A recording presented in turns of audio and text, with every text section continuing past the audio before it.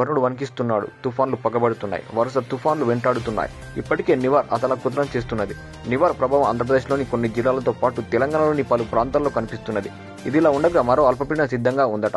రేపు బంగాళాఖాతంలో మరో అల్పపీడనం ఏర్పడే అవకాశం ఉందని వాతావరణ శాఖ హెచ్చరించింది. తీవ్ర వాయుగుండం కాస్త తుఫాన్గా మారే అవకాశం ఉందని వెల్లడించింది. డిసెంబర్ నెలలో మరో 2 తుఫాన్లు వచ్చే అవకాశం ఉన్నట్లు పేర్కొంది. డిసెంబర్ 2న బురేవి తుఫాన్ తీవ్ర ప్రభావం చూపిస్తుందని, ఇది ఉత్తర తమిళనాడు, దక్షిణాంధ్ర, రాయలసీమపై దీని ప్రభావం ఎక్కువ చూపిస్తుందని వాతావరణ శాఖ అధికారులు అంచనా వేస్తున్నారు. డిసెంబర్ 5న మధ్య బంగాళాఖాతంలో ఏర్పడే అల్పపీడనంతో టికెటి తుఫాన్ ఏర్పడే అవకాశం ఉందని భారత వాతావరణ శాఖ వెల్లడించింది.